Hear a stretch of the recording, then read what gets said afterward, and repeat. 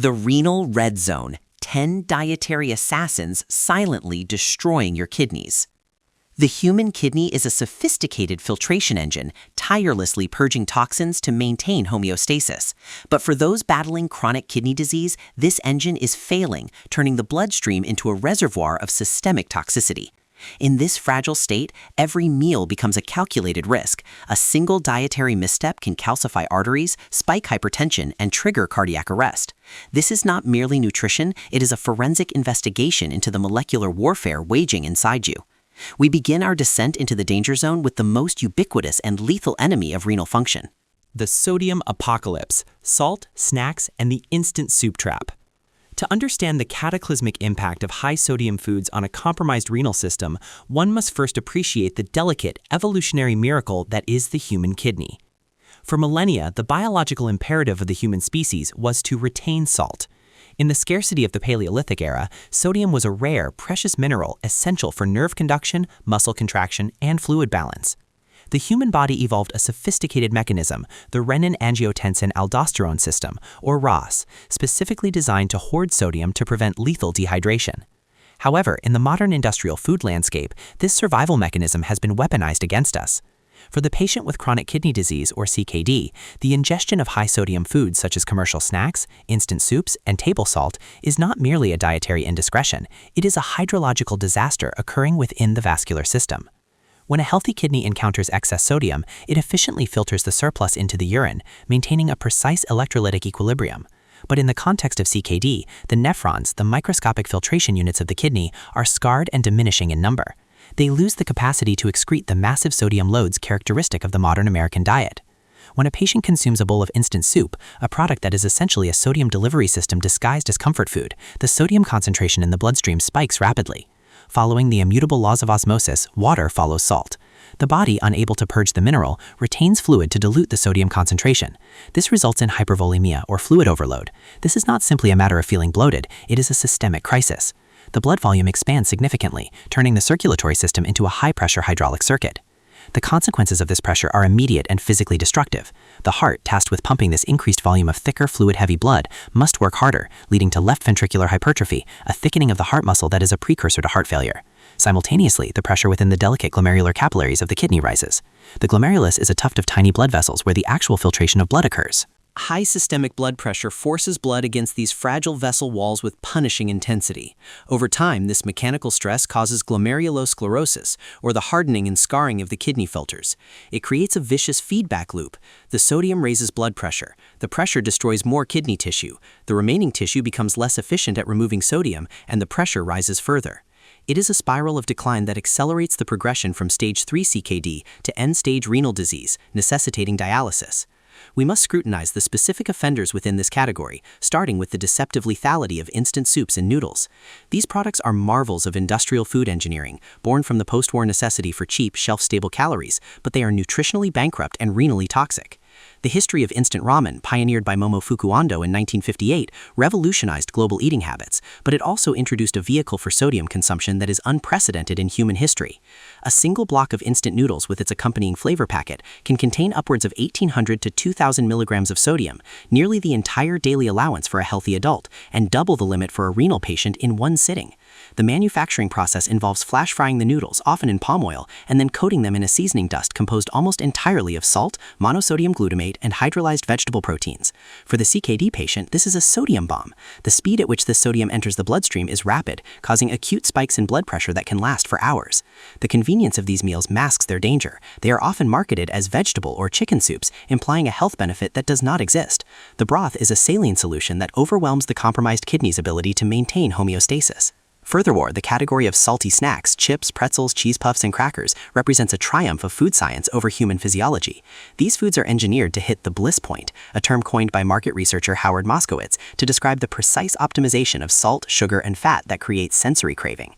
In salty snacks, the salt is not just a flavor enhancer, it is the primary driver of consumption. The salt crystals on a pretzel or potato chip are often shaped to dissolve instantly upon contact with the tongue, providing a salt burst that signals the brain to crave more. For the renal patient, this this creates a dangerous psychological and physiological trap.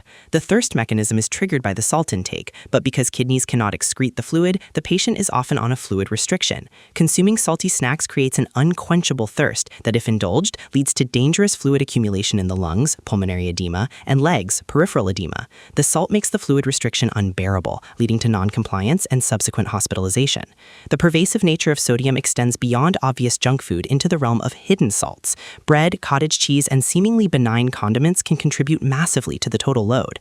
However, the processed snack and instant meal sector remains the most volatile variable. The industrial reliance on sodium is not merely for taste, it is a preservative and a texture modifier. Sodium acts to bind water in processed foods, increasing product weight and shelf life. When a CKD patient consumes these products, they are essentially ingesting the preservatives meant to keep food fresh, which in turn accelerates the deterioration of their own organs. The physiological cost is compounded by the dipping phenomenon, where vascular resistance increases. The kidneys, sensing the high sodium, attempt to signal the release of natriuretic peptides to dump the salt, but the scarred renal architecture fails to respond adequately. This leads to a state of chronic low-grade inflammation and oxidative stress, further damaging the renal parenchyma. Moreover, we must consider the issue of salt substitutes, which often trap the unwary patient. In an attempt to lower sodium intake, patients might turn to products labeled low sodium or heart healthy.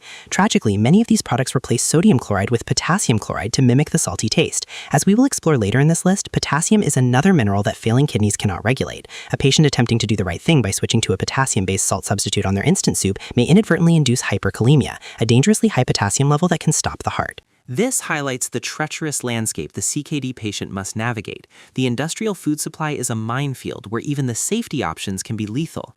The marketing of these high-sodium foods often targets lower-income demographics, creating a socioeconomic disparity in kidney health outcomes. The affordability of instant soups and salty snacks makes them staples in food deserts, correlating directly with higher rates of hypertension-induced kidney failure in these populations. The cultural integration of salt consumption makes avoidance incredibly difficult. Social gatherings often revolve around chips, dips, and prepared hors d'oeuvres. The social salt phenomenon means that a CKD patient is often isolated or forced to bring their own food, adding a psychological burden to the physical disease. But the biological reality remains unforgiving. Every gram of excess sodium forces the kidneys to filter more blood at higher pressures. It strips the endothelial lining of the blood vessels, the glycocalyx, which serves as a protective barrier. Once this barrier is compromised, protein begins to leak into the urine, proteinuria, a hallmark of accelerating kidney failure. The consumption of high-sodium snacks and soups is therefore a direct driver of proteinuria. It is a mechanical and chemical assault that turns the kidney's filtration membrane into a sieve. Ultimately, the avoidance of high-sodium foods is the single most critical non-pharmaceutical intervention available to a kidney patient. It is more effective than many medications in controlling blood pressure. Yet the food industry continues to saturate the market with hyperpalatable sodium-laden products. The instant soup trap is a microcosm of the larger battle, convenience versus survival. For the renal patient, the choice to consume these foods is a choice to accelerate the clock on their own mortality. The swelling ankles, the shortness of breath, the rising creatinine levels, these are the tangible receipts of a high-sodium diet. In the grand physiological equation of chronic kidney disease, salt is the variable that tips the scale toward failure. To preserve what remains of renal function, one must treat the salt shaker and the snack aisle not as a source of sustenance, but as environmental hazards as dangerous as any toxin. 2. The carcinogenic cocktail, processed meats, and the phosphorus time bomb. If sodium is the hammer that shatters the kidney through pressure, processed meat is the chemical agent that dissolves the skeletal and vascular integrity of the patient from the inside out. This category, encompassing bacon, sausage, deli meats, hot dogs, pepperoni, and cured hams, represents one of the most chemically complex and biologically damaging food groups for anyone suffering from chronic kidney disease. While the general public is warned about processed meats regarding heart disease and colorectal cancer, the renal patient faces a specific accelerated threat profile that is often misunderstood: the menace of inorganic phosphorus additives and the toxicity of nitrogenous compounds. The allure of processed meat is undeniable. It is deeply woven into the cultural fabric of the Western diet. The smell of frying bacon, the convenience of a ham sandwich, the nostalgia of a hot dog at a baseball game, these are sensory experiences driven by centuries of food preservation history. Humans began curing meats with salts and smoke to survive winters without refrigeration. However, modern food science has replaced artisanal curing with industrial chemistry. Today's processed meats are not merely salted, they are injected, tumbled, and extruded with a cocktail of preservatives, stabilizers, and Keller fixatives. For the kidney, this industrial processing transforms meat from a source of protein into a source of systemic poison. The primary villain in this narrative, specifically for the CKD population, is phosphorus. Phosphorus is a mineral essential for building bone and generating energy. In a healthy body, the kidneys act as the gatekeeper, excreting excess phosphorus to maintain a precise blood level. In CKD, this gatekeeper is asleep at the wheel. As kidney function declines, phosphorus begins to accumulate in the blood, leading to a condition called hyperphosphatemia. But not all phosphorus is created equal, and this is where processed meats become lethal. Phosphorus exists in two forms: organic, found naturally in animal proteins and plants, and inorganic, added to foods as preservatives. The bioavailability, the rate at which the body absorbs these minerals, differs drastically. The body absorbs only about 40 to 60% of the phosphorus found in natural foods. However, the inorganic phosphorus additives found in processed meats, listed on labels as sodium phosphate, phosphoric acid, or dicalcium phosphate, are absorbed at a rate of 90% to 100%. When a patient eats a turkey sandwich made with processed deli meat, they are injecting a massive, highly absorbable load of phosphorus directly into their bloodstream.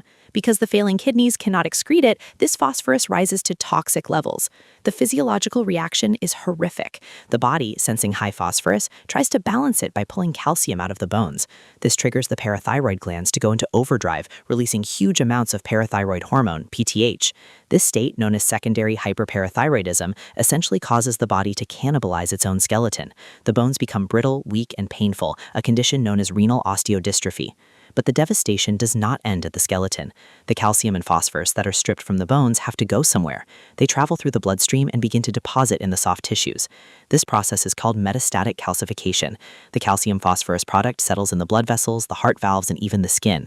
It turns soft, flexible arteries into rigid, lead pipe-like structures. This vascular calcification is a key reason why the leading cause of death in kidney patients is not kidney failure itself, but cardiovascular collapse. The arteries become so stiff that the heart cannot pump against them, or they become blocked entirely, leading to strokes and heart attacks. Eating processed meats is therefore a direct contributor to the hardening of the arteries.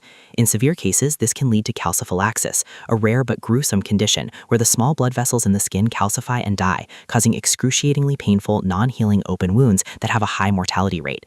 Every slice of bacon or processed ham adds to this mineral load, turning the patient's own blood chemistry into a calcifying agent. Beyond the phosphorus catastrophe, processed meats are saturated with sodium nitrites and nitrates. These compounds are added to preserve the paint color of the meat and prevent botulism.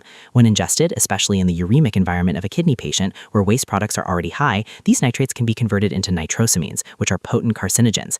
The World Health Organization, WHO, has classified processed meats as a Group 1 carcinogen, placing them in the same category as tobacco and asbestos.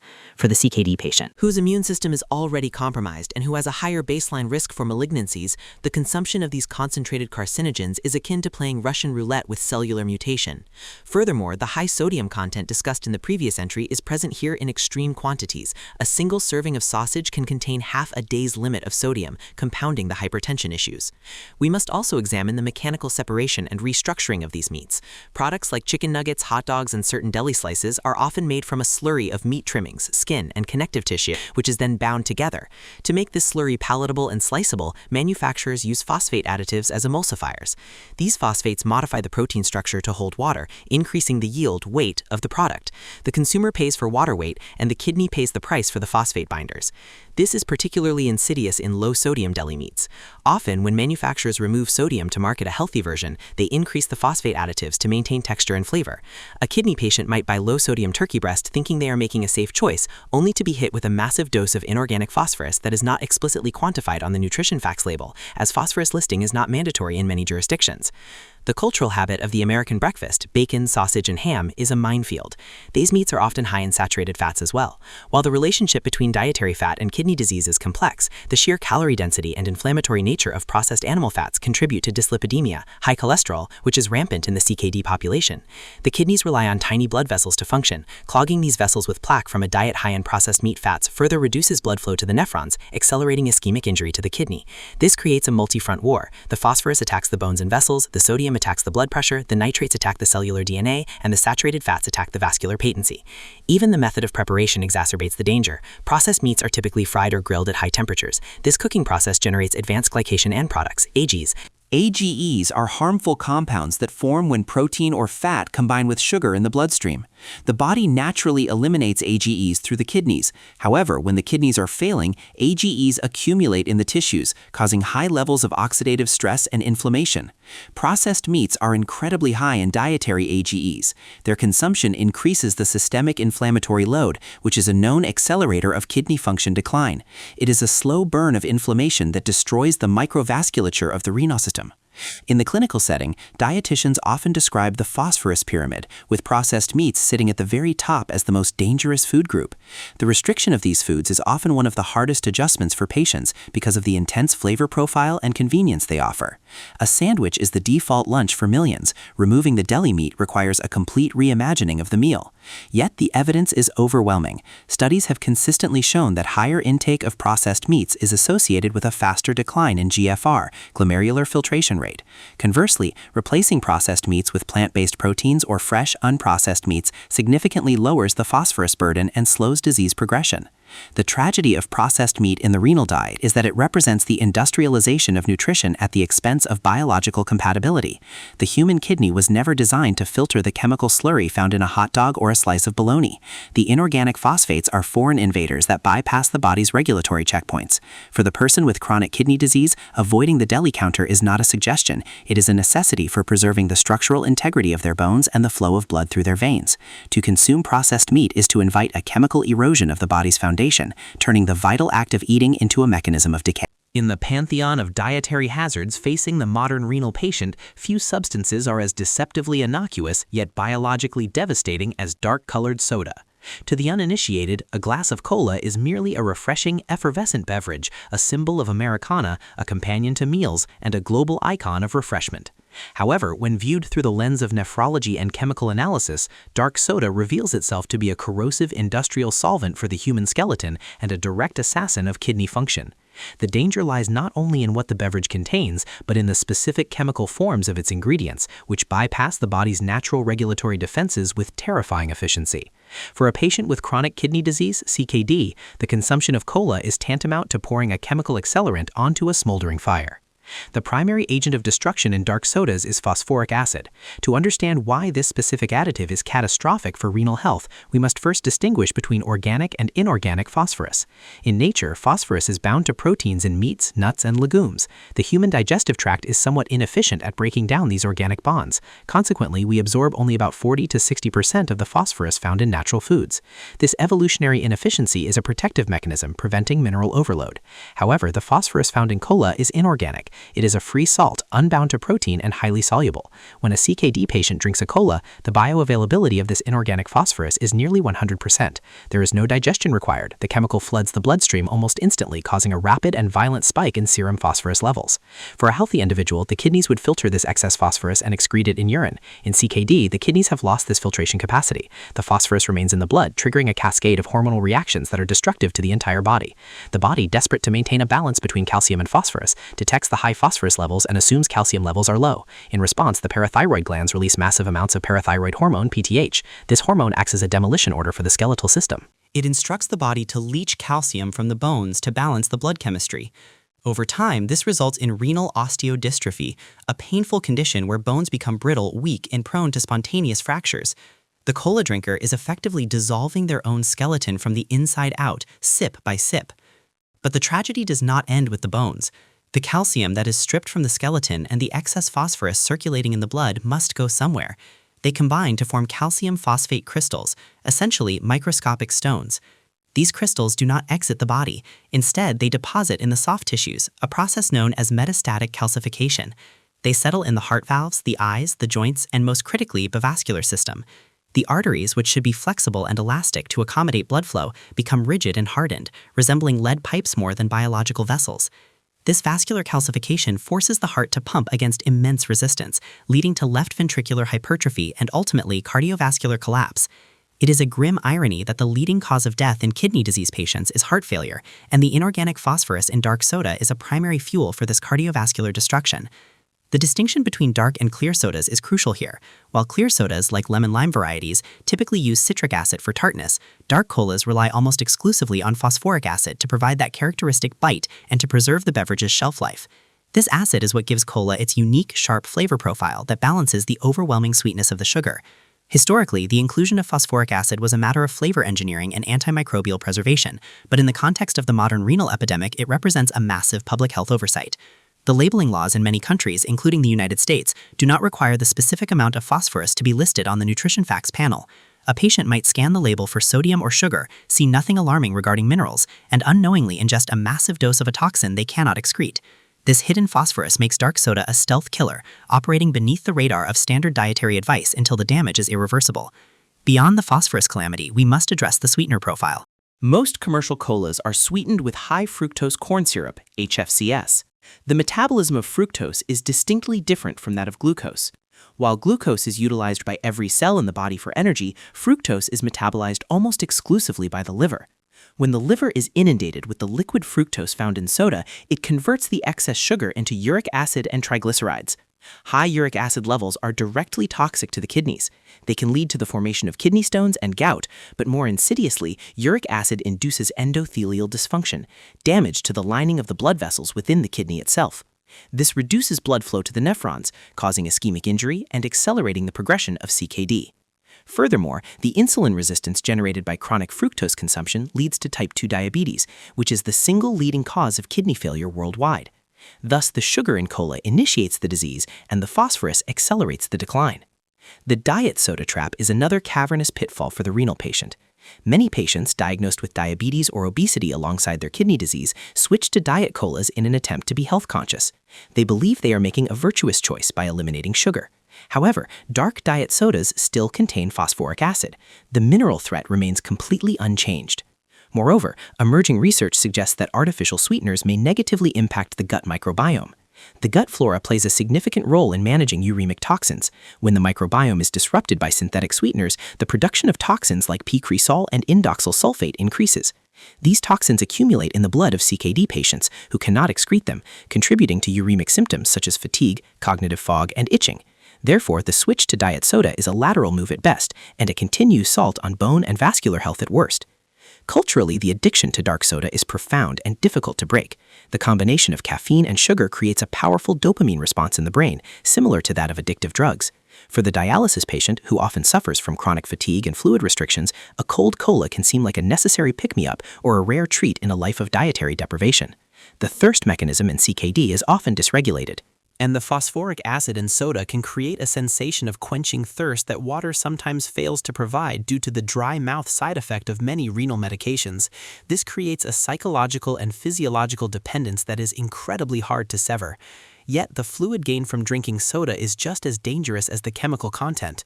Fluid overload leads to hypertension, edema, and strain on the heart, a trifecta of danger when combined with the calcification risks of phosphorus.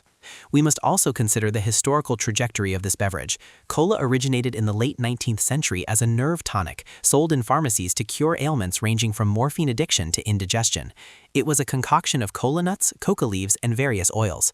Over the ensuing century, it was stripped of its medicinal pretense and re-engineered into a hyper-palatable delivery system for cheap calories and industrial chemicals. The transition from cane sugar to high-fructose corn syrup in the 1980s marked a turning point in the metabolic impact of the drink, coinciding with the explosion of obesity and diabetes rates in the West. For the kidney, this evolution has been disastrous. The modern cola is an ultra-processed product that has no analog in nature. It is a purely synthetic challenge to human physiology. The caramel color used to give cola its dark hue is also a subject of concern. This is not simple caramelized sugar. It is often produced by heating carbohydrates with ammonia and sulfites. This process can generate 4-methylamidazole, 4-MeI, a potential carcinogen. While regulatory agencies debate the safety levels of 4-MeI for the general population, the CKD patient, whose body has a reduced capacity to clear toxins and a heightened state of systemic inflammation, is particularly vulnerable to any compound that increases oxidative stress. The kidneys are the body's filtration plant. Pouring a beverage containing potential carcinogens, heavy metal acids, and metabolic disruptors into a failing filtration plant is a recipe for system failure. In the final analysis, dark-colored soda represents the antithesis of renal health. It provides zero nutritional value while delivering a payload of highly absorbable toxins. The phosphorus acts as a calcifying agent, the fructose as a metabolic disruptor, and the caffeine as a diuretic that complicates fluid management. For the nephrologist, convincing a patient to surrender their daily cola habit is often one of the most significant victories in slowing disease progression. Water, with a squeeze of lemon or lime, citrate can actually help prevent stones, remains the only safe hydrator. To continue drinking dark soda with CKD is to engage in a slow chemical dismantling of the body's structural and filtration integrity. 4. The industrial calorie, fast food, fryers, and the triad of renal toxicity. If dark soda is the liquid assassin, fast food is the sledgehammer that bludgeons the failing kidney into submission. The term fast food, encompassing the global empire of burgers, fries, fried chicken, and taco chains, is a euphemism for ultra-processed, chemically engineered sustenance designed for rapid consumption and maximum profitability. For the patient with chronic kidney disease, fast food represents a triple threat of renal toxicity. It is catastrophically high in sodium, saturated with inflammatory fats, and loaded with hidden potassium and phosphorus additives. There is perhaps no other single dietary category that accelerates the decline toward dialysis with such comprehensive efficiency. To eat a standard fast food meal is to subject the renal system to a stress test it is virtually guaranteed to fail. Let us begin by dissecting the ubiquity of sodium in the fast food matrix. As established in previous entries, sodium is the enemy of blood pressure control, and blood pressure control is the cornerstone of kidney preservation. In the fast food ecosystem, sodium is not merely a seasoning, it is a structural component. It is in the meat to retain moisture, in the cheese to control melting points, in the condiments for flavor stability, and significantly in the bread. A single fast food burger bun can contain more sodium than a bag of potato chips. When a patient consumes a combo meal, a burger, fries, and a drink, they are often ingesting between 1,500 and 2,500 milligrams of sodium in a single sitting. This shock to the system causes an immediate and sustained spike in blood pressure. The kidneys, already struggling with reduced nephron mass, are subjected to hyperfiltration injury. The high pressure forces the remaining filters to work harder, accelerating their burnout. This phenomenon, known as glomerular hypertension, is the mechanical process by which CKD advances. The fast food meal is the fuel for this hypertension. However, the danger of fast food extends far beyond salt. We must scrutinize the preparation method, deep frying.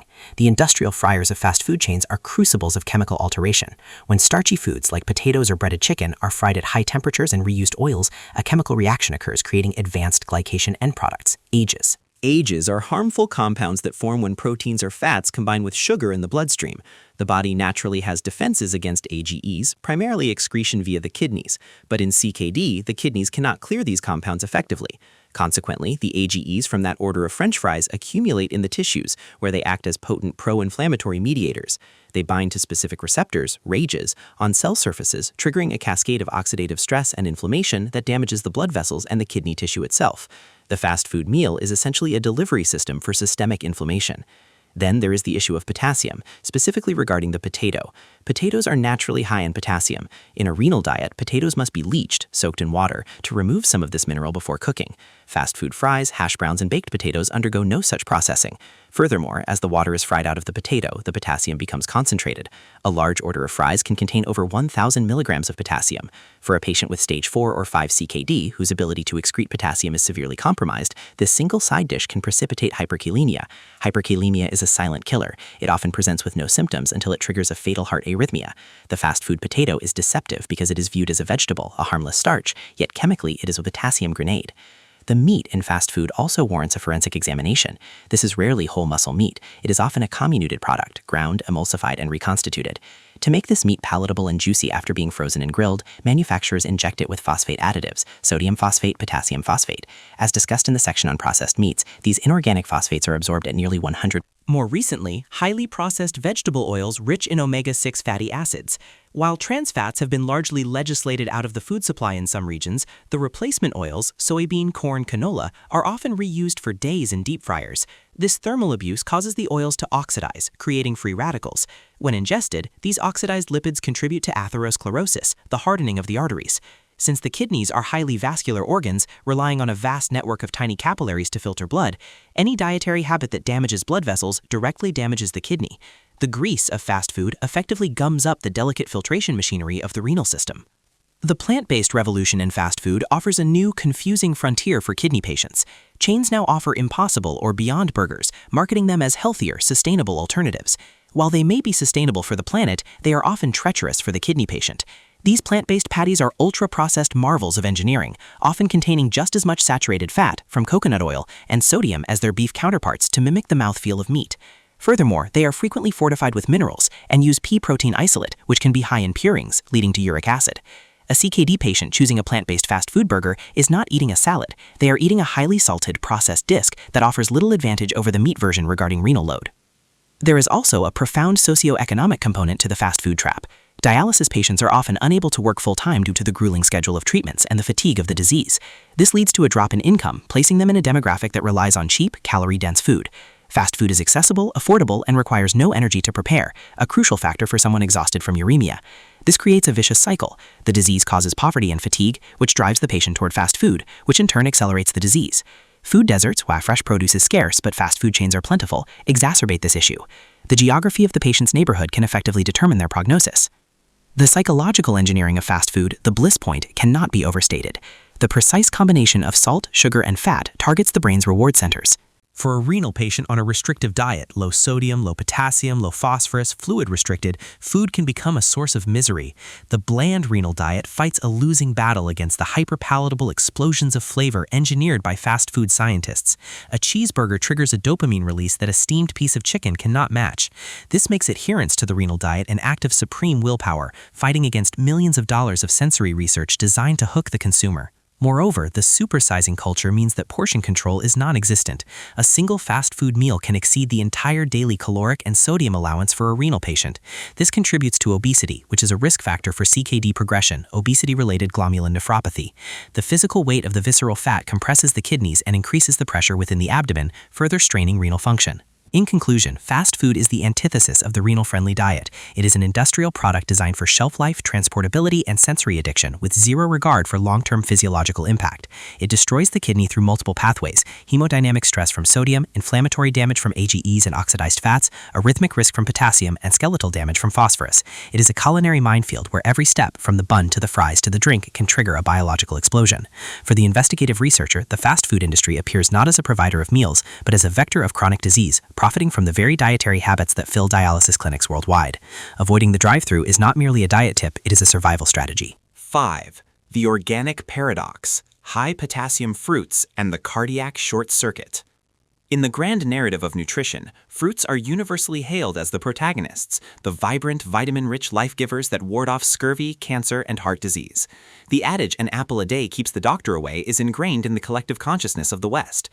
However, for the patient with chronic kidney disease, particularly those in the later stages, stages 4, 5, and end-stage renal disease, this narrative is violently inverted.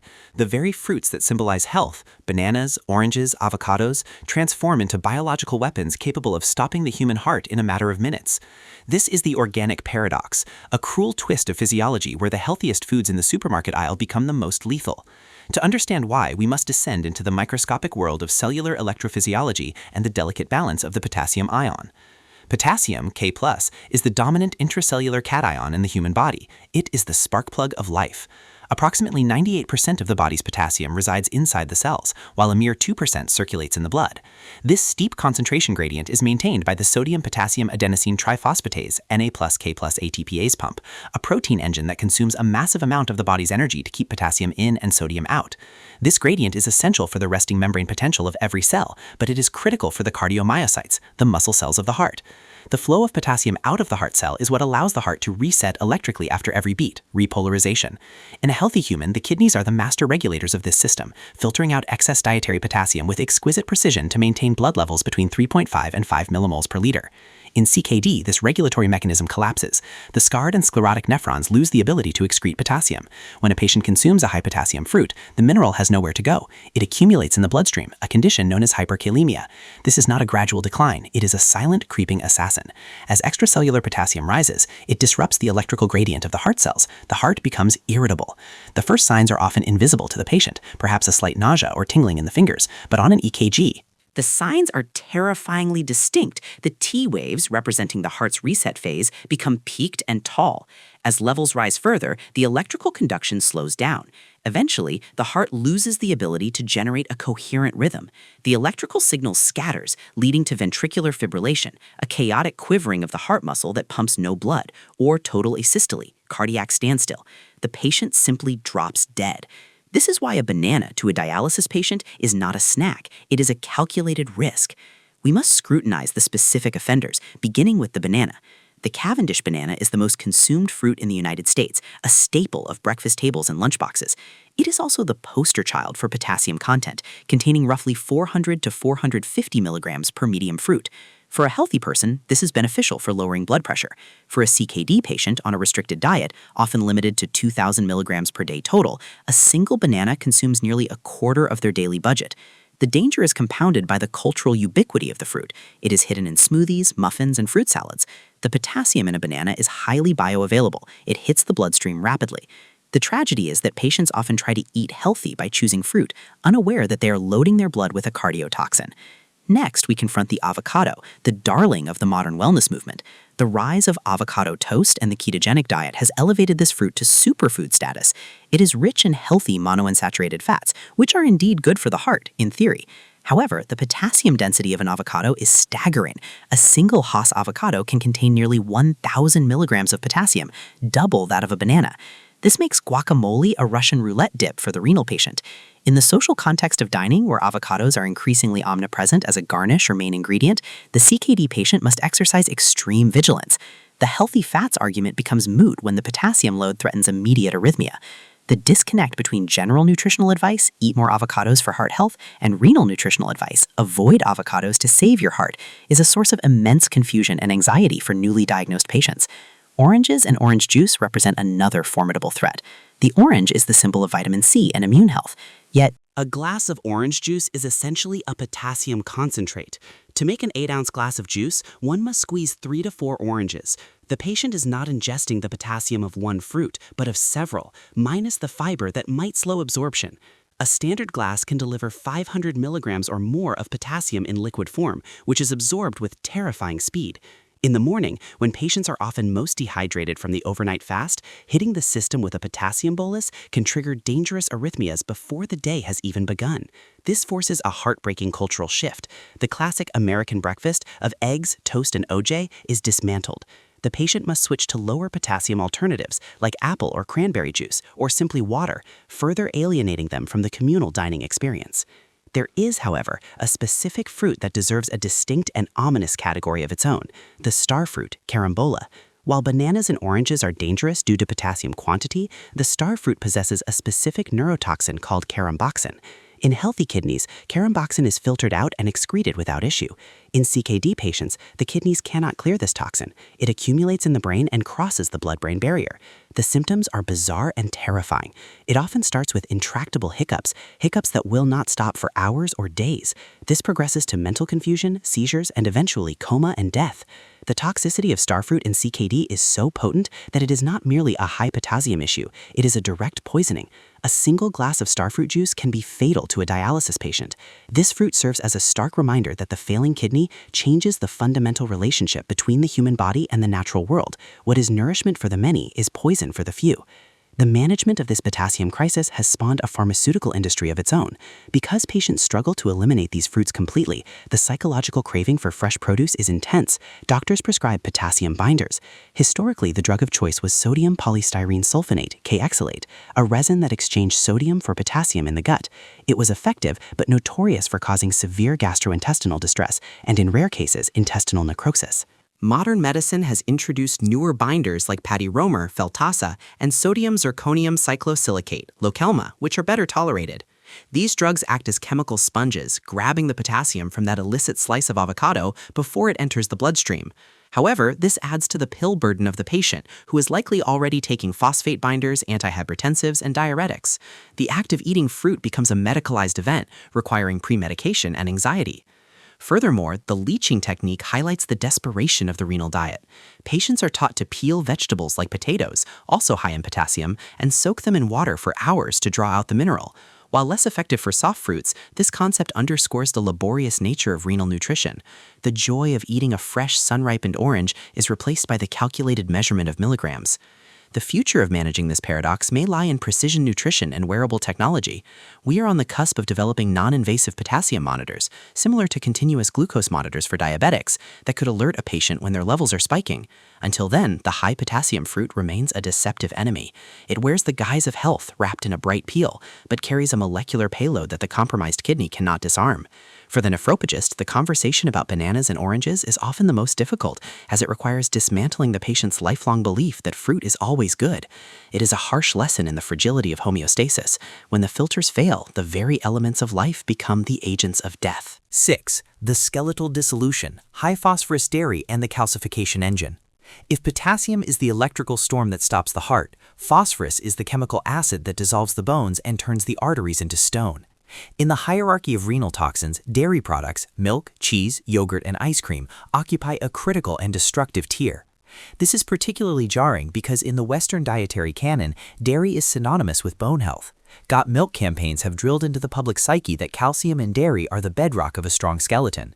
For the patient with chronic kidney disease, CKD, this truth is warped into a horrific falsehood. The consumption of high-phosphorus dairy products triggers a metabolic cascade known as CKD mineral and bone disorder, CKD-MBD, a systemic pathology that ravages the skeletal architecture and calcifies the vascular system, leading to a slow, agonizing, and often fatal progression. To comprehend the lethality of dairy and CKD, we must analyze the bone-kidney axis. The kidneys are not just filters, they are endocrine glands responsible for activating vitamin D, converting it to calcitriol, and balancing phosphorus and calcium levels. When we consume dairy, we ingest a significant load of phosphorus. In a healthy body, the kidneys excrete the excess phosphorus into the urine.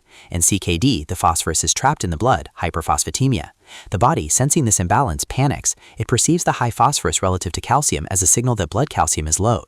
In a desperate attempt to correct this, the parathyroid glands, 4 tiny glands in the neck, go into overdrive, releasing torrents of parathyroid hormone. PTH is a hormone with a single ruthless directive: raise blood calcium levels at any cost. To do this, it targets the body's calcium bank, the skeleton. PTH activates osteoclasts, the cells responsible for breaking down bone tissue. These cells dissolve the bone matrix to release calcium into the bloodstream to buffer the phosphorus. Essentially, by drinking milk, the CKD patient triggers a hormonal signal to dissolve their own bones. Over time, this leads to bones that are brittle, weak, and painful. This is not simple osteoporosis, it is renal osteodystrophy.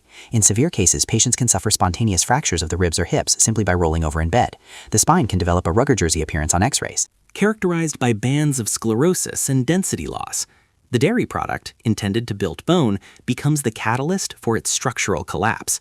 But the horror of high phosphorus dairy extends beyond the skeleton. The calcium that is stripped from the bones, combined with the high phosphorus from the diet, creates a supersaturated solution in the blood. The result is the formation of calcium phosphate crystals. These crystals have to deposit somewhere, and they have a predilection for the vascular smooth muscle cells, the walls of the arteries.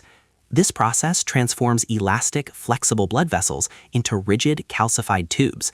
The aorta, the body's main artery, can become as hard as porcelain. This vascular calcification places immense strain on the heart, which must pump against rigid pipes, leading to left ventricular hypertrophy and heart failure. This calcification can reach a nightmarish extreme in a condition called calciphylaxis, calcific uremic arteriolopathy. This is perhaps the most dreaded complication in nephrology. In calciphylaxis, the small blood vessels in the skin and fat tissue become completely blocked by calcium deposits. The skin, starved of blood, begins to die. It starts with painful violet-colored mottling and progresses to open necrotic ulcers that turn black and gangrenous. These wounds are excruciatingly painful and often refuse to heal. The mortality rate for calciphylaxis is staggeringly high, with many patients dying from sepsis as their skin barriers fail. The consumption of high-phosphorus foods like dairy is a primary risk factor for pushing the calcium-phosphorus product into this danger zone. Thus, a slice of cheese is not merely a dietary indiscretion, it is a contributor to a process that can rot the skin from the outside in. We must differentiate between the types of dairy and their phosphorus payloads. Hard cheeses represent a concentrated threat. During the cheese-making process, the whey, liquid, is removed, and the curds are compressed. This concentrates the protein and the phosphorus. Inorganic phosphorus is absorbed at nearly 100% efficiency, while the phosphorus in natural milk is bound to casein protein and absorbed at a rate of roughly 60%. The phosphorus in a slice of processed American cheese is a direct injection of mineral toxicity. Ice cream presents a dual threat. It is high in phosphorus, but it is also a fluid. Fluid restriction is paramount in late-stage CKD and dialysis. Ice cream is deceptive. It is solid in the bowl, but liquid in the body. A patient might not count a bowl of ice cream towards their fluid limit, leading to volume overload, hypertension, and edema. Additionally, the sugar content drives thirst, prompting more fluid intake. The metabolic impact of the sugar also exacerbates diabetes, the leading cause of CKD. Thus, ice cream hits the patient with phosphorus, fluid, and sugar simultaneously, a trifecta of renal stress. The cultural attachment to milk as a wholesome food makes this restriction psychologically difficult. Patients feel they are depriving themselves of basic nutrition. This has led to the rise of plant-based milk alternatives, but this landscape is a minefield of its own. Almond milk and rice milk are generally lower in phosphorus and potassium if they are unfortified. However, many manufacturers add tricalcium phosphate to these milks to match the calcium content of cow's milk for marketing purposes. A CKD patient might switch to almond milk thinking it is safe, only to ingest a product laden with highly absorbable inorganic phosphate additives. Soy milk is naturally higher in potassium and phosphorus, making it a questionable choice. The patient is forced to become a forensic reader of nutrition labels, searching for the word phosphate in the fine print of ingredients, a task made difficult by the fact that phosphorus quantity is rarely listed on the main nutrition panel. The treatment for the phosphorus burden caused by dairy and other proteins involves the use of phosphate binders. These are large pills, calcium acetate sevelamer lanthanum carbonate, that must be taken with every meal. They work by binding to the phosphorus in the gut and forcing it to be excreted in the stool rather than absorbed. The pill burden is immense. Some dialysis patients take 9 to 12 binder pills a day just to manage their phosphorus levels. These pills often cause severe constipation, bloating, and nausea. The existence of these drugs allow patients to eat some dairy, but it is a tenuous balance. If a patient eats the cheese but forgets the binder, the spike in serum phosphorus is immediate. It is a life tethered to medication timing, where the joy of a milkshake is overshadowed by the necessity of swallowing handfuls of chalky tablets. Furthermore, the dairy industry's evolution has compounded the problem. Modern dairy cows are bred for high output, and the milk is processed and fractionated into various components, whey protein concentrates, caseinates, that are added to everything from energy bars to bread. This hidden dairy means that phosphorus exposure is ubiquitous in the processed food supply. A patient might avoid a glass of milk, but unknowingly ingest milk protein concentrate in a healthy granola bar, receiving a significant phosphorus load. In the final analysis, the restriction of high phosphorus dairy is an act of preserving the structural integrity of the human form. The kidney patient fights a war against entropy, trying to keep their bones solid and their blood vessels liquid. Dairy flicks this script, dissolving the solid and solidifying the liquid. The investigative lens reveals that the comforting glass of milk is, in the context of renal failure, a calcifying agent. It drives a hormonal chaos that deconstructs the skeleton to poison the blood. For the nephrologist and the dietitian, the challenge is to find safe sources of protein that do not carry this mineral baggage, guiding the patient through a dietary landscape where the most traditional staples are the most treacherous pitfalls. 7. The whole grain betrayal, the brown rice and bran paradox. In the vast and often contradictory landscape of nutritional science, few tenets are as deeply entrenched as the superiority of whole grains. For decades, the global health establishment, from the American Heart Association to the World Health Organization, has evangelized the consumption of brown rice, whole wheat, and bran cereals as the cornerstone of a healthy diet. We are taught that the whiteness of refined grains represents a nutritional void, a product stripped of its life-sustaining fiber and vitamins. However, for the patient with chronic kidney disease, CKD, this nutritional gospel is a dangerous heresy. The very components that make whole grains superior for the general population, the bran and the germ, are the precise reservoirs of minerals that a failing kidney cannot process. In the nephrological context, the healthy choice becomes a metabolic poison, forcing patients into a bewildering reality where white bread and white rice, the villains of the obesity epidemic, become the unlikely saviors of their skeletal and cardiac health. To understand this betrayal, we must perform a botanical dissection of the grain kernel. A whole grain consists of 3 parts: the endosperm, the germ, and the bran. The endosperm is the starchy, carbohydrate-rich center. This is what remains when a grain is refined into white flour or white rice. It is energy-dense but nutrient-poor. The germ is the reproductive embryo of the seed, rich in healthy fats and vitamins. The bran is the hard, protective outer shell, celebrated for its fiber content. However, the bran is also the plant's mineral storage locker. It is densely packed with phosphorus and potassium, elements the plant intends to use for future growth. When a human consumes brown rice, they are ingesting the endosperm along with the mineral-heavy bran. For a healthy set of kidneys, this is excellent. The fiber slows sugar absorption and the excess phosphorus is easily excreted. For the CKD patient, the bran is a delivery system for hyperphosphatemia. The specific villainy of bran cereals cannot be overstated. Products marketed as heart-healthy or digestive aids, such as Raisin Bran or Wheat Bran Flakes, are among the most phosphorus-dense foods in the supermarket. A single cup of bran cereal can contain upwards of 200 to 300 milligrams of phosphorus. In the context of a renal diet, where the daily limit might be 800 to 1,000 milligrams, A healthy breakfast consumes nearly a third of the daily allowance before the patient has even had lunch. This phosphorus is not inert. It triggers the same parathyroid hormone, PTH, cascade described in previous entries, leading to the leaching of calcium from bones. The patient eating bran to lower their cholesterol is inadvertently dissolving their skeleton.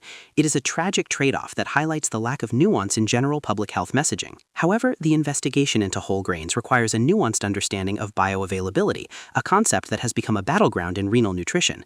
The phosphorus in plants, grains, nuts, beans, is largely stored in a form called phytic acid, phytate.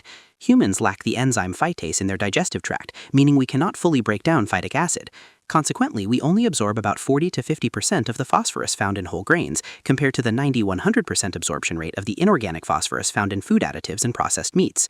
For years, this phytate defense led some nutritionists to argue that whole grain should remain in the renal diet. Yet, as the disease progresses to stage 4 and 5, the margin for error vanishes. Even 50% of a massive load is too much. Furthermore, the bioavailability argument is complicated by the gut microbiome. Emerging research suggests that certain colonic bacteria can degrade phytates, releasing the trapped phosphorus for absorption. If a patient has a microbiome rich in these bacteria, often influenced by the very fiber found in whole grains, they may be absorbing far more phosphorus than the textbooks predict. Additionally, many commercial whole grain products are fortified. A whole wheat bread may be chemically leavened with phosphate baking powders, adding a layer of 100% absorbable inorganic phosphorus on top of the organic plant phosphorus. The label 100% whole grain thus masks a complex chemical matrix that the compromised kidney struggles to decipher. The conflict reaches its zenith in the management of diabetic kidney disease, DKD. Diabetes is the leading cause of kidney failure. For a diabetic, white rice and white bread are problematic because they cause rapid spikes in blood glucose. High blood sugar damages the blood vessels of the kidney, glucotoxicity. Therefore, the diabetic is told to eat brown rice to control their sugar, but the kidney patient is told to eat white rice to control their phosphorus. The patient with both diabetes and kidney disease, a massive demographic, is caught in a damned if you do, damned if you don't crossfire. They must choose between poisoning their blood with sugar or poisoning their blood with phosphorus. In this scenario, the nephrologist usually wins the argument because high potassium and phosphorus can kill immediately via arrhythmia or calciphylaxis, whereas high blood sugar kills slowly. Thus, the diabetic kidney patient is forced onto a diet of white starches that makes their diabetes harder to manage, requiring more insulin, which in turn can drive weight gain. It is a physiological trap with no easy exit. The psychological toll of this dietary inversion is profound. We live in an era where processed and white foods are demonized as the root of all modern illness. Patients often feel intense guilt or cognitive dissonance when purchasing white bread or white rice. They feel they are eating bad or letting themselves go. This is exacerbated by well-meaning friends and family who, ignorant of renal physiology, scold the patient for eating unhealthy white starches. The social stigma of the white diet isolates the patient, who must constantly explain that their definition of healthy has been fundamentally rewritten by organ failure.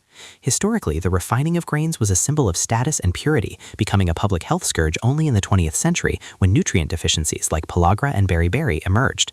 The pendulum swung back to whole grains in the 1970s with the fiber hypothesis of Dennis Burkitt. Now, for the millions with CKD, the pendulum must be forced back. We are seeing the rise of retronutrition in nephrology, where the refining process, stripping away the bran and germ, is viewed as a necessary decontamination of the food. The refining process physically removes the potassium and phosphorus. White rice has a fraction of the phosphorus of brown rice. Sourdough white bread is even better, as the fermentation process can lower the glycemic index while remaining low in phosphorus. Looking to the future, agricultural science may offer a third way. Researchers are investigating low phytic acid mutants of crops like maize, rice, and barley. While intended to help livestock absorb nutrients, these crops could ironically be worse for kidney patients by increasing bioavailability. Conversely, there is potential to breed grain varieties that naturally store less phosphorus in the bran. Until such genetic engineering reaches the grocery aisle, the renal patient is left to navigate the bakery aisle with suspicion. The whole grain paradox serves as a stark reminder that in medicine, context is everything. There is no such thing as a universally good food. A bowl of oatmeal, high in phosphorus, is a life-extending breakfast for a cardiac patient and a bone-destroying toxin for a dialysis patient. To navigate CKD is to unlearn a lifetime of nutritional programming, accepting the uncomfortable truth that in the world of renal failure, the most refined, processed version of a grain is often the only one that is safe to swallow. 8. The dense detonators, nuts and seeds, and the concentration crisis. If whole grains are a paradox, nuts and seeds are a tragedy of density. Entry number 8, covering almonds, peanuts, walnuts, sunflower seeds, and their various butters, confronts the patient with one of nature's most efficient energy delivery systems. A nut is, biologically speaking, a potential tree. It contains all the proteins, fats, genetic material, and minerals required to jumpstart life in a hostile environment. To achieve this, nature packs an immense amount of nutrition into a tiny compact package. For a hiker needing energy on a trail, this density is a miracle. For a patient with chronic kidney disease, this density is a detonator.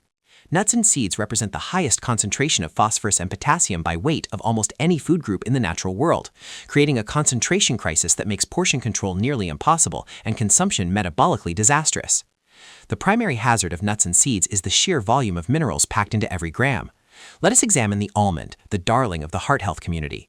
A single ounce of almonds, roughly 23 nuts, a handful that can be consumed in seconds, contains approximately 136 milligrams of phosphorus and 200 milligrams of potassium. This is a staggering load for such a small volume of food. But the danger is compounded by the way humans consume nuts. We rarely stop at 1 ounce. Nuts are mindless foods, often served in large bowls at social gatherings, eaten by the handful while watching television or working. A patient can easily consume 100 grams of almonds in a sitting, ingesting nearly 800 milligrams of potassium, half of their daily limit, without feeling full. The satiety signal of nuts comes from their fat content, which is delayed, meaning the mineral damage is done before the appetite is suppressed. Beyond the standard potassium and phosphorus threat, nuts introduce a third, more specific danger to the renal landscape: oxalates. Oxalates are naturally occurring compounds found in plants that bind to calcium in the body. In a healthy person, oxalates are filtered by the kidneys and excreted. In a person with kidney disease or a predisposition to kidney stones, oxalates are a nightmare. They bind with calcium in the urine to form calcium oxalate stones. These stones are not merely painful, they are obstructive. They can block the flow of urine, causing hydronephrosis, swelling of the kidney, and acute kidney injury. Repeated stone formation scars the kidney tissue, accelerating the progression of CKD. Almonds, peanuts, and cashews are among the highest oxalate foods in existence. For a patient whose kidneys are already struggling, a diet high in almonds is essentially providing the raw materials for the construction of stones that will destroy whatever function remains.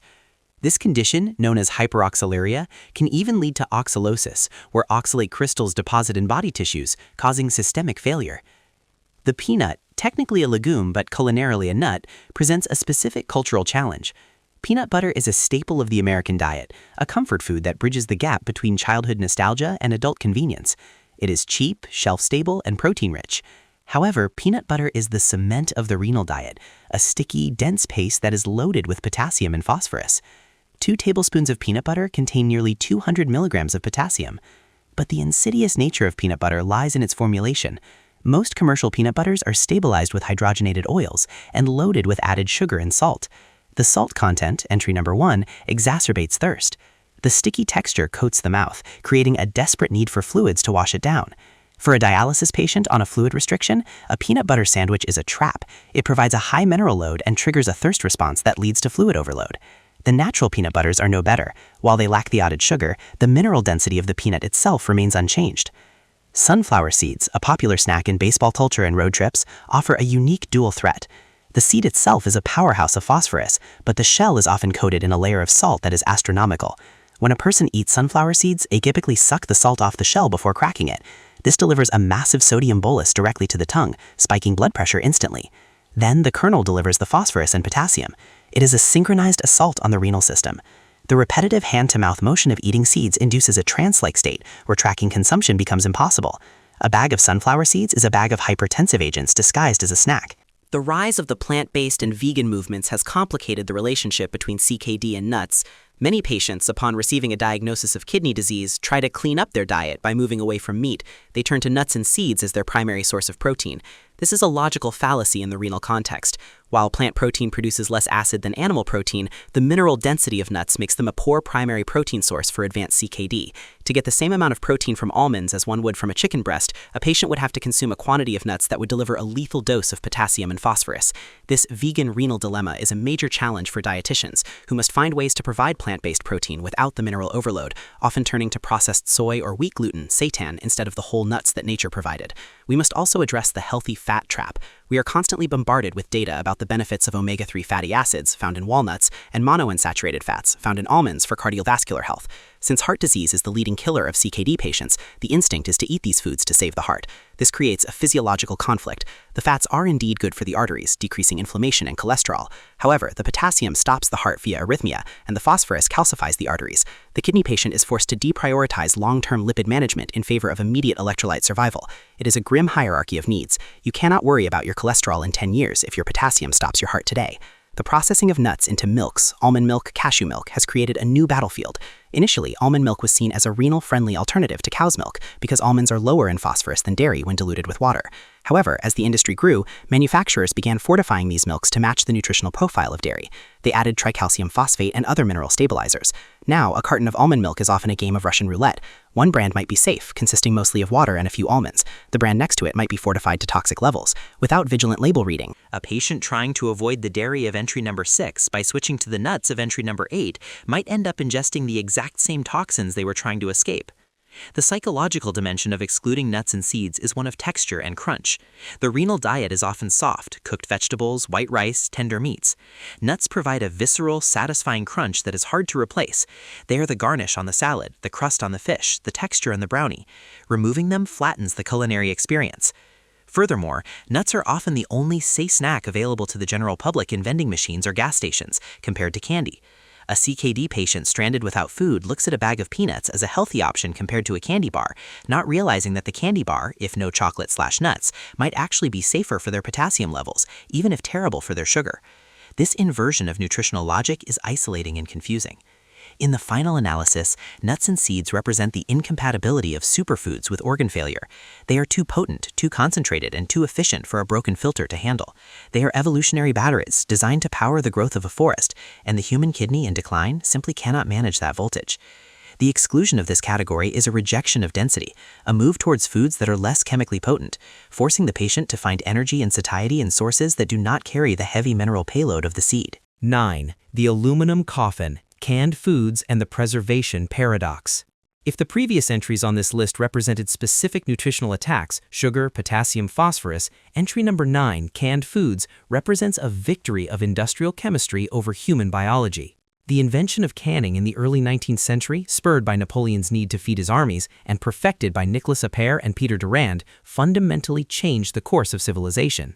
It allowed humanity to decouple food consumption from the seasons, preserving sustenance for years inside hermetically sealed metal chambers. However, for the patient with chronic kidney disease, CKD, this technological triumph is a metabolic disaster. The tin can is not merely a vessel, it is a chemical environment that necessitates the saturation of food with sodium and preservatives to prevent the growth of the deadly neurotoxin Clostridium botulinum. To open a can of soup, beans, or meat is to unleash a saline assault that the compromised kidney is evolutionarily ill-equipped to handle. The primary mechanism of toxicity in canned foods is the aggressive use of sodium chloride as a bacteriostatic agent.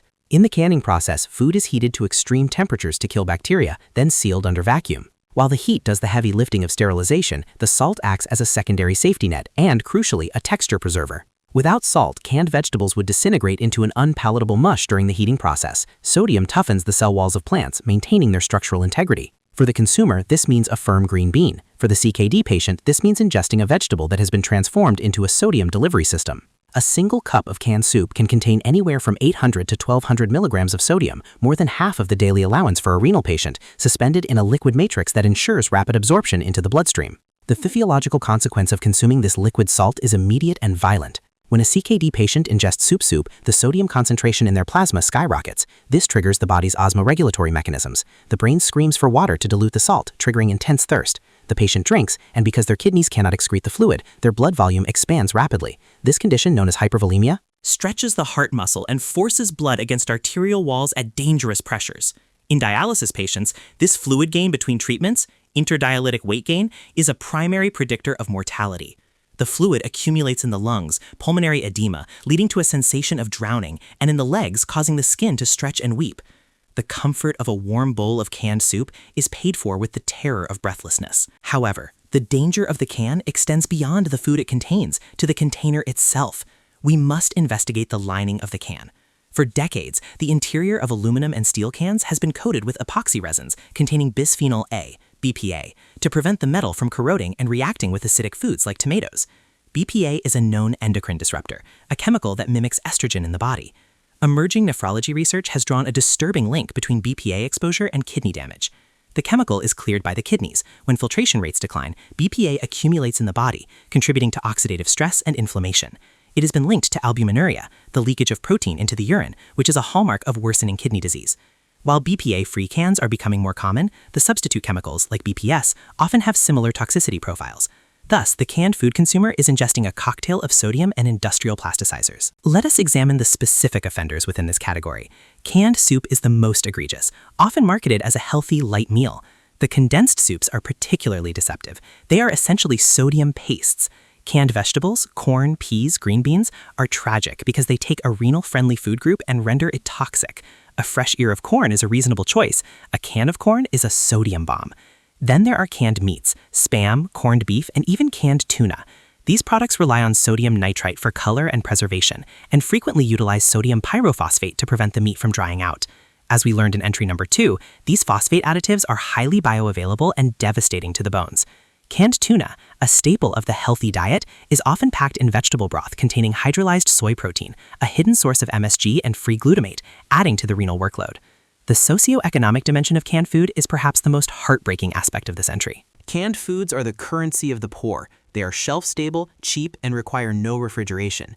Chronic kidney disease disproportionately affects low-income populations, who are also more likely to live in food deserts, where fresh produce is unavailable or unaffordable. For a patient on a fixed disability income, $1 can buy a can of high-sodium stew that provides a full meal's worth of calories. A fresh, low-sodium meal might cost 5 times that amount. This creates a renal poverty trap. The patient knows the canned food is hurting them, but it is the only food they can afford. Food banks, the lifeline for many struggling patients, are overwhelmingly stocked with canned goods, high-sodium vegetables, soups, and processed meals. The charitable system designed to keep them alive is inadvertently feeding the disease that is killing them. There is a prevalent myth in the renal community regarding the rinsing of canned foods. Patients are often told that if they rinse their canned beans or vegetables in water, they can wash away the sodium. While studies show that thorough rinsing can reduce sodium content by about 40%, this is often not enough to make the food truly safe. A product starting with 1,000 milligrams of sodium is reduced to 600 milligrams, still a significant load for a single ingredient in a larger meal. Furthermore, rinsing does not remove the additives that have permeated the cellular structure of the food, nor does it remove the chemical leachates from the lining.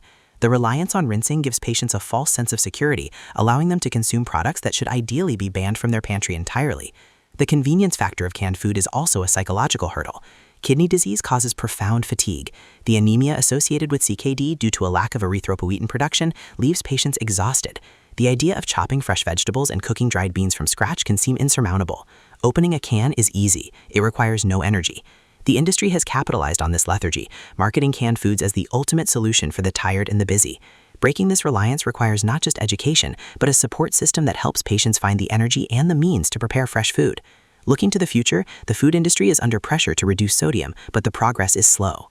Salt is a cheap flavor enhancer. Removing it requires more expensive herbs and spices to maintain palatability. Low-sodium canned options exist, but they are often more expensive and less widely available, again punishing the poorest patients. The potassium chloride trap discussed in earlier entries is also prevalent here. Low-sodium soups often replace salt with potassium, making them just as deadly for the CKD patient. In the final analysis, canned foods represent the industrialization of the diet at the expense of the organ. The metal vault of the can preserves calories, but destroys nutritional integrity through the addition of salt and chemicals. It turns the simple act of eating a vegetable into a toxic event. For the renal patient, the pantry must be purged of these aluminum coffins. The transition to frozen vegetables, which are typically flash frozen without brine, or dried beans is a critical step in preserving residual kidney function. It is a rejection of the survival food mentality in favor of a diet that actually allows the body to survive. 10. The brine trap, pickled and fermented salty foods and the thirst crisis. We arrive at the final entry, the 10th and perhaps most culturally entrenched enemy of the kidney, pickled and fermented salty foods. This category, encompassing pickles, kimchi, sauerkraut, olives, capers, miso, and salted fish, represents humanity's oldest method of food preservation. Long before the can or the refrigerator, we controlled the rot of nature using the power of brine. Fermentation is essentially a controlled decay, a biological truce brokered by massive amounts of salt. In the modern wellness landscape, fermented foods have been elevated to superstar status due to their probiotic benefits for the gut microbiome. However, for the chronic kidney disease patient, this gut health halo is a dangerous illusion. The delivery mechanism for these beneficial bacteria is a hypertonic saline solution that devastates fluid balance, blood pressure, and renal hemodynamics. The core of the problem lies in the chemistry of the brine. To pickle a cucumber or ferment a cabbage, one must submerge the vegetable in a solution of water and salt, typically a concentration of 2% to 5% or higher. Over time, the salt penetrates the cellular membrane of the vegetable through osmosis, drawing out water and killing bad bacteria while allowing salt-tolerant lactic acid bacteria to thrive. The result is a food item that is essentially a salt sponge. A single large dill pickle can contain upwards of 1,200 milligrams of sodium. This is not added salt that sits on the surface. It is salt that has become one with the food. There is no washing it off. To eat the pickle is to eat the brine. For the CKD patient, particularly those on dialysis, the consumption of pickled foods triggers a specific and terrifying physiological cascade known as the thirst crisis. The human body defends its sodium to water ratio with desperate intensity. When a patient consumes a high concentration salt source like a pickle or a serving of kimchi, the osmolality of their blood spikes. The hypothalamus in the brain senses this thickening of the blood and triggers an overpowering primal urge to drink. This is not normal thirst, it is a survival drive. The patient, who may be restricted to only 1 liter of fluid a day, finds this thirst impossible to ignore. They drink water, iced tea, anything to quench the fire. This brings us to the concept of dry weight and volume overload. In a healthy person, The kidneys would simply urinate out the excess fluid and salt. In a CKD patient, the urine output is diminished or non-existent. The fluid they drink in response to the pickle stays in their body. It accumulates in the interstitial spaces, the gaps between cells. This causes edema, the swelling that puffs up the face and turns ankles into indistinguishable columns of fluid. But the physics of this are deadly. The excess fluid increases the volume of blood the heart must pump. It stretches the heart chambers, leading to dilation and eventual failure. When the patient finally arrives at their dialysis treatment, they are heavy with fluid. The machine must aggressively remove this fluid in a short 4-hour window. This rapid fluid removal causes blood pressure to crash, intradialytic hypotension, and causes excruciating muscle cramps as the body is wrung out like a sponge. The pickle eaten on Tuesday causes the cardiac stun on Thursday. Let us analyze the specific cultural pillars of this category. In the Western diet, the pickle is the ubiquitous sidekick to the sandwich and the burger, often eaten without thought. It provides an acid crunch that cuts through fat. In Asian cuisines, fermented foods like kimchi, miso, and soy sauce are foundational. They are served at every meal. For a Korean patient with CKD, being told to avoid kimchi is akin to being told to stop breathing. It is a severance from cultural identity. Kimchi is not just food, it is heritage. Yet it is loaded with salt, chili, which can irritate the stomach lining, and often fermented seafood, adding phosphorus. The conflict between cultural comfort and medical necessity is sharpest here. Miso soup and soy sauce deserve special mention. Soy sauce is effectively liquid salt. A single tablespoon contains nearly 1,000 milligrams of sodium. It is the blood of Asian cooking. Low-sodium soy sauce is a marketing gimmick. It is still astronomically high for a renal patient. Miso paste, a fermented soybean product, combines the phosphorus risks of soy with the sodium risks of fermentation. It is a double threat. Patients often try to dilute these products, but the flavor profile is so dependent on the salt that the result is unsatisfying, leading to non-compliance. The probiotic paradox is a subject of intense debate in nephrology. We know that CKD patients suffer from dysbiosis, an imbalance of gut bacteria that produces uremic toxins like P-cresol and indoxyl sulfate. Theoretically, Eating fermented foods to restore healthy bacteria should be beneficial. However, the sodium cost is too high. The damage done to the blood pressure by the brine outweighs the benefit done to the gut by the bacteria. Nephrologists are now exploring pharmaceutical-grade probiotics or low-sodium fermentation techniques, but these are not yet available in the average grocery store. For now, the jar of sauerkraut is a net negative. We must also consider the cured aspect of this entry, salted fish and meats like anchovies, salt cod, bacalao, and lox. These foods rely on desiccation by salt. Salt cod, a staple in Mediterranean, Caribbean, and Portuguese cuisines, is literally encrusted in salt crystals to preserve it. Even after soaking for days, the sodium content remains dangerously high. Furthermore, these preserved fish and meats are high in purines. When metabolized, purines break down into uric acid. High uric acid levels lead to gout, a painful form of arthritis that is common in kidney patients because the kidneys can no longer clear the acid. A meal of salted fish can trigger a gout flare that leaves a patient unable to walk, add to a physical agony to the metabolic strain. The acquired taste of fermented foods makes them particularly addictive. The sour, salty, umami profile triggers the release of saliva and digestive enzymes, stimulating appetite.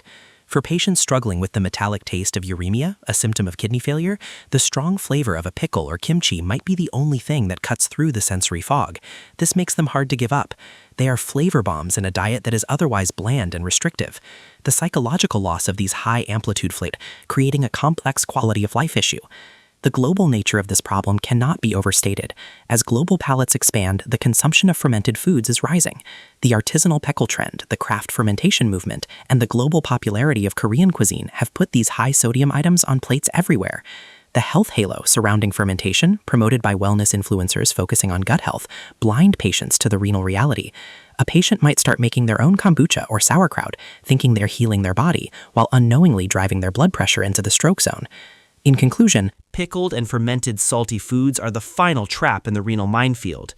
They represent the collision of ancient survival techniques with modern chronic disease. The brine that preserves the vegetable destroys the kidney. The salt that prevents the rot of the food accelerates the rot of the vascular system. Entry number 10 teaches us that nature's preservation methods are incompatible with a failing filtration system. The exclusion of these foods is a rejection of the oldest culinary trick in the book, the use of salt to cheat death. For the kidney patient, cheating death requires the exact opposite, the absolute avoidance of the brine that sustains the pickle. The final verdict: navigating the renal labyrinth. This investigation into the top 10 foods to avoid with chronic kidney disease reveals a terrifying truth. The modern food environment is hostile to the compromised kidney. From the hidden phosphorus in processed meats to the electric lethality of the banana, the dangers are ubiquitous and camouflaged. This list is not merely a set of restrictions, it is a survival map. The journey through these 10 entries, sodium, processed meats, dark soda, fast food, potassium fruits, phosphorus dairy, whole grains, nuts, canned goods, and pickles, demonstrates that managing CKD is not about eating healthy in the traditional sense. It is about eating technically. It requires a profound understanding of chemistry, a vigilance against industrial additives, and the psychological strength to defy cultural and social eating norms. For the millions living with CKD, the grocery store is a battlefield, but knowledge is armor. By identifying and eliminating these 10 dietary assassins, the patient buys time. They protect their remaining nephrons, they preserve their skeleton, they shield their heart, and they reclaim control over a body that is fighting a silent, daily war for balance. The exclusion of these foods is the price of admission for a longer, healthier life on the spectrum of renal disease.